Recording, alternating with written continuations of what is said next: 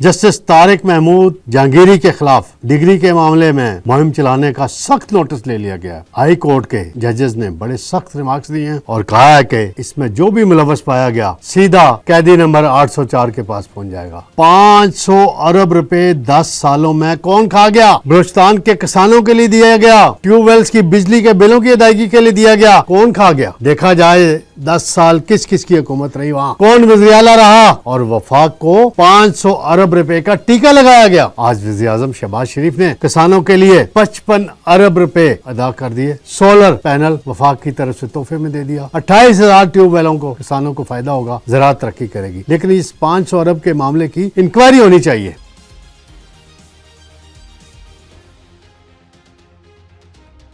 बिस्मिल्लाहिर्रहमानिर्रहीम। मैं हूं तारिक सुमैर, डेली मुमताज डिजिटल के साथ। नाज़रीन, जस्टिस तारिक महमूद जहांगीरी के खिलाफ डिग्री के मामले में मुहिम चलाने का सख्त नोटिस ले लिया गया और हाई कोर्ट के जजेस ने बड़े सख्त रिमार्क्स दिए हैं और कहा है कि इसमें जो भी मुलव्वस पाया गया सीधा कैदी नंबर 804 के पास पहुंच जाएगा, अडयाला जेल। ये मामला क्या है मैं इसको आपको बताऊंगा। दूसरा मामला है 500 अरब रुपए 10 सालों में कौन खा गया? बलूचिस्तान के किसानों के लिए दिया गया, ट्यूबवेल्स की बिजली के बिलों की अदायगी के लिए दिया गया, कौन खा गया? देखा जाए 10 साल किस किस की हुकूमत रही, वहां कौन वज़ीर आला रहा और वफाक को 500 अरब रुपए का टीका लगाया गया। आज वज़ीर आज़म शहबाज शरीफ ने किसानों के लिए फिर 55 अरब रुपए अदा कर दिए। सोलर पैनल वफाक की तरफ से तोहफे में दे दिया।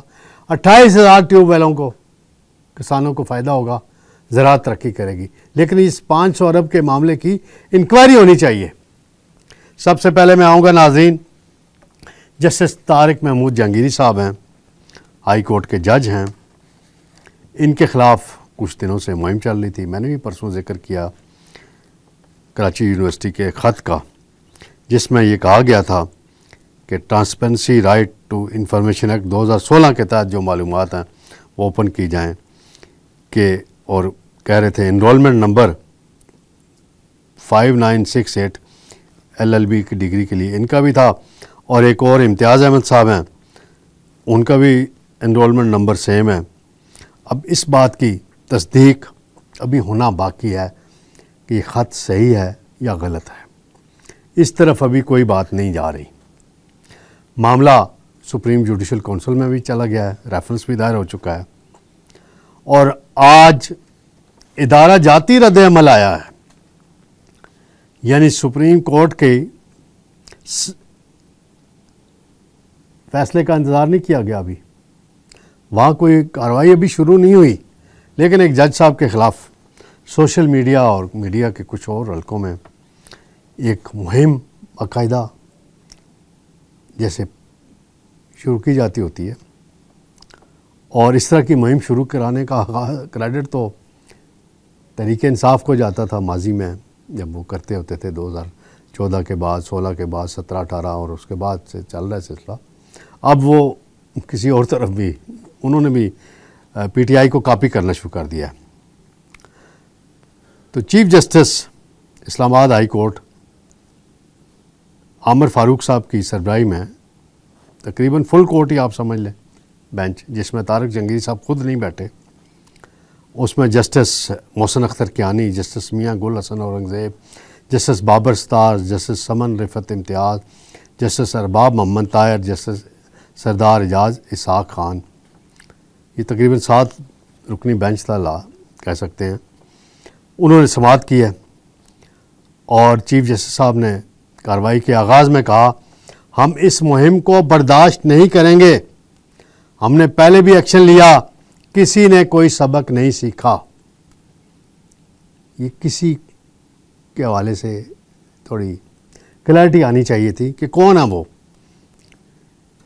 जो भी मुलव्वस निकला इसके खिलाफ कार्रवाई होगी और सीधा अडयाला जेल जाएगा।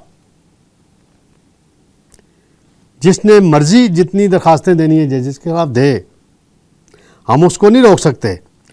क्या मुहिम चलाने पे पैमरा, पीटीए, एफआईए ने क्या किरदार क्या अदा किया?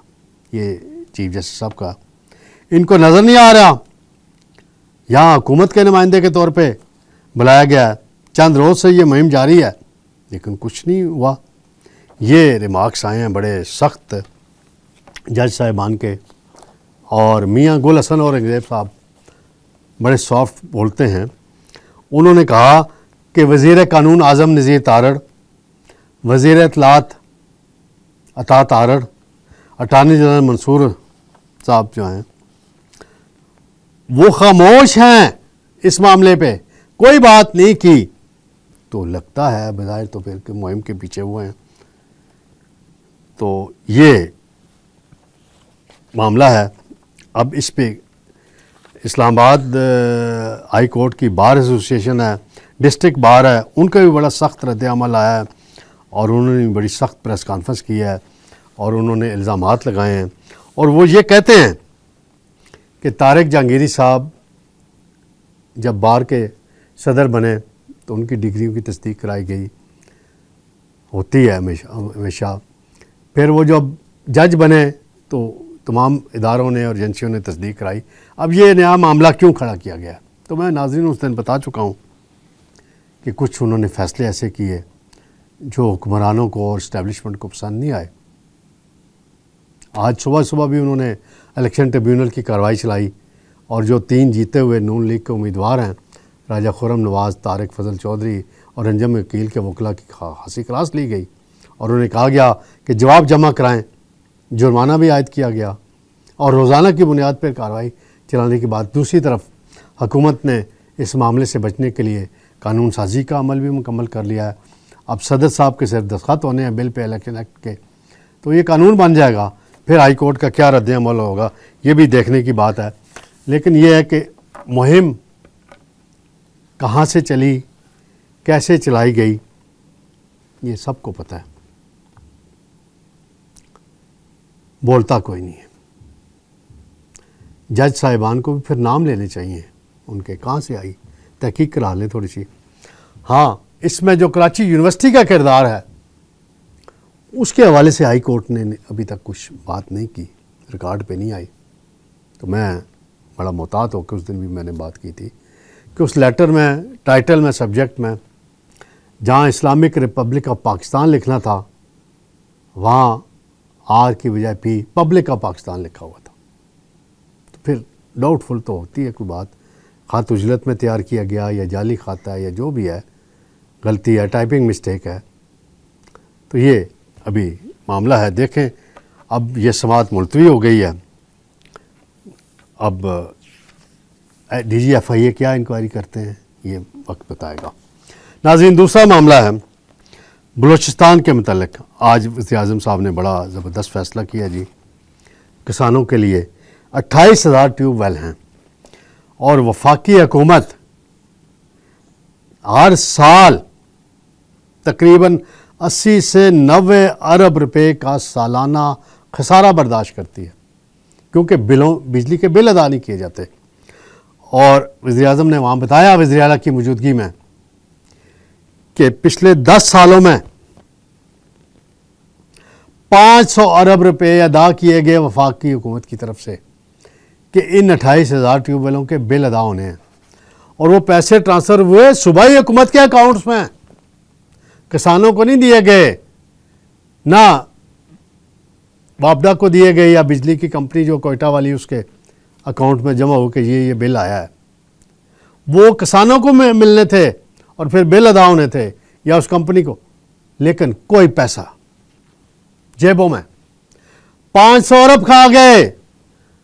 वहाँ की हुकूमतें, वहाँ के ब्यूरोक्रेट्स, उनकी बड़े बड़ी गाड़ियाँ देखें, ऐसी गाड़ियाँ तो पाकिस्तान के अंदर किसी के पास नहीं होती जो बलूचिस्तान के बाद सियासतदानों और ब्यूरोक्रेट्स के पास होती हैं।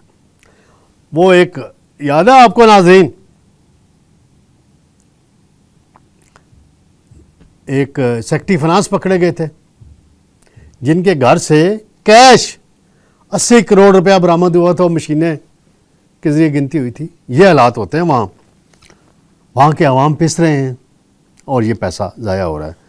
और ये अब उन्होंने बात की है कि 3 माह के अंदर सोलर पर इन तमाम ट्यूबवेल्स को मुंतकिल कर दिया जाएगा और 55 अरब रुपए वफाकी हुकूमत अदा करेगी। 70% इसकी अदायगी वफाक देगा, 30% सूबा उठाएगा। और इसमें चीफ मिनिस्टर साहब जो हैं सरफराज बुगटी, उन्होंने बड़ा फ़ाल किरदार अदा किया। और मैं सिर्फ यही कहूँगा, ये इंक्वायरी होनी चाहिए, ये 500 अरब कहाँ गया, वफाक को इतना बड़ा टीका किसने लगाया, कौन खा गया। मुश्किल ही है कोई इंक्वायरी हो। वो पहले गंदम स्कैंडल की वज़ीर-ए-आज़म साहब चंद दिन जज्बाती हुए थे, लेकिन वो अनवारुल हक काकड़ जिनका बंदा है, उन्होंने वो इंक्वायरी आगे चलने नहीं दी। बस ख़त्म, पैसा हज़म।